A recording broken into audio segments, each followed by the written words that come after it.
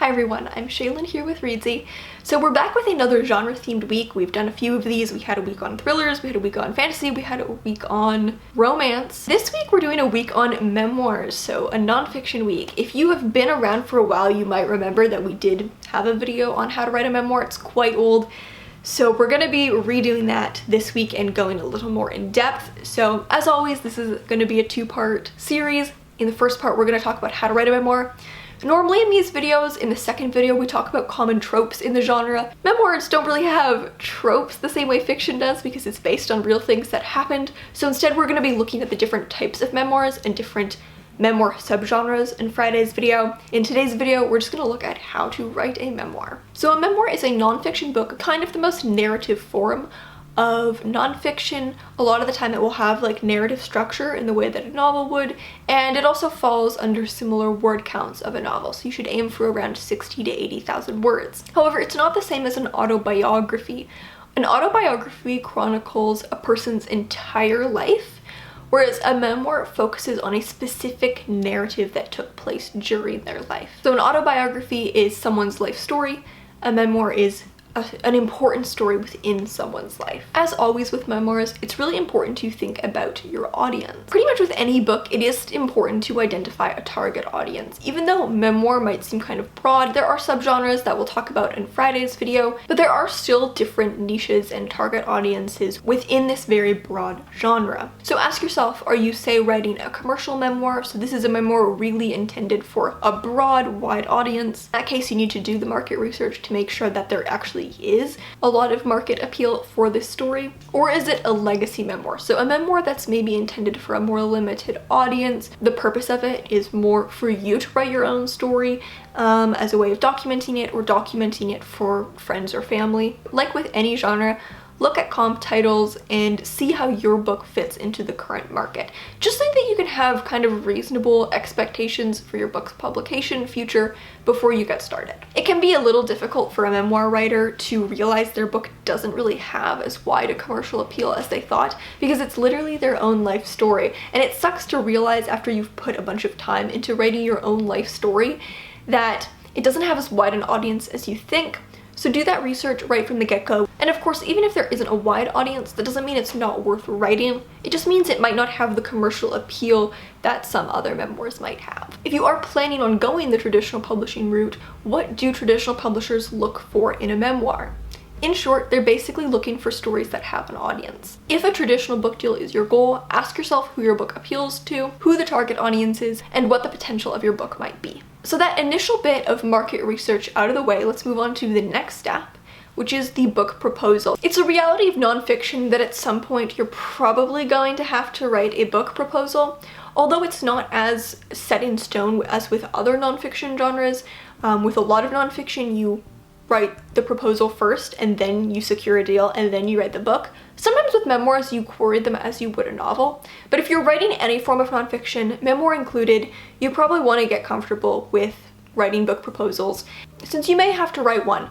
A lot of people, especially if they aren't experienced writers, say they just had a really meaningful personal experience and they want to write about it, find that it's worth working with a ghostwriter for the proposal, but then writing the book themselves. There are lots of memoirs that are written by ghostwriters. In this video, we're talking about how to write your own memoir. But if you don't really know much about the publishing industry or you don't have much writing experience, some people find it's worth working with a ghostwriter for the proposal, since they have the industry experience and they know how to write a solid and enticing book proposal, and then they write the book themselves. So if you don't feel comfortable writing a proposal, that's another way to go about it. If you do end up having to write your own book proposal, I'll leave our video on the topic linked below. Technicalities and publishing stuff aside, let's get into the actual writing process. The first step is to do some journalistic research on yourself. It takes courage to write a memoir and really dig that deep into your narrative, so really allow yourself that time to really deeply explore the story. You might think you don't need to do this kind of work since it's your life, so you know it, but you'd be amazed what extra detail can crop up when you take the time to really sink into those memories. Ask yourself questions just like a journalist interviewing someone else would. See what new you can uncover. This might give you new insights that you can weave into the memoir, or it might just give you ideas on how you want to structure it. The next step is to research. Memory is unreliable, so even though you're writing your own story and you're probably pretty familiar with the events, fact check anything that can be fact checked. Any fact that it's possible to fact checked. So dates, names, places, the weather. You know, if you mention any kind of event or anything that would have been in the news that you can fact check if it was actually happening on that day and in the way that you remember, fact check it. Revisit locations if you can to make sure you're portraying them accurately. Talk to friends or family who were present at the time to make sure that the details they remember align with the details you remember. If you can, look through newspapers or photos from that time and place. This will definitely help jog your memory to help you mine for details, but also make sure that there aren't any inconsistencies. When you've done this research, write out a timeline of the events to make sure you have everything in order in your mind. And if you're not able to figure something out, don't make it up, especially if it's something that could possibly be fact-checked. If it's possible for someone else to verify that it's not true, you don't want to just make it up as a placeholder because you couldn't find out the real answer. It just takes away from the credibility of your story. The next step is to think about your message and theme. You're going to have a lot of information, and when you get stuck trying to ask yourself how all of this assembles into one cohesive story, try to think about the core theme at the center of your memoir. The theme of a memoir is how someone else is going to relate to your personal story. The ideas become that bridge point where other people can find relatability and can access the story on a way that's meaningful to them. The theme almost becomes kind of a touch point between the narrative and your reader. Next, try to collect the key moments of your narrative. Structuring a memoir can be quite hard. If we compare it to structuring a novel, when you're structuring a novel, you're creating the story. But that means that you're building the material from the ground up. With a memoir, you're taking a ton of material and you're synthesizing it down, you're boiling it down into its essence. So with a novel, you gotta create a bunch of stuff. Here, you've got probably more content than can fit in the book. So that means that you will have to do some prioritizing. Memoirs as a genre don't tend to get too long. We're really looking at around 80,000 words maximum. They're not very long books, especially since this is your life, you know it very well. There's probably way more material that can fit in 80,000 words. So highlight the moments of highest emotion. When you think about the story you're telling, what are the most important moments? The moments that really changed you, the moments that are the most important along this timeline. These are probably the most crucial moments of your story. So highlight them and use them to build the rest of your narrative around. The next step is to grab the reader's attention right from the start. Many memoirs actually don't start at the beginning of the narrative, but from a moment of really high tension in the middle or even later on. They bring you into the story with a moment of deep importance, a moment that highlights the themes. Then the author kind of takes us back to the beginning and works us back up to that moment. It's very rare that a memoir is told in complete chronological order.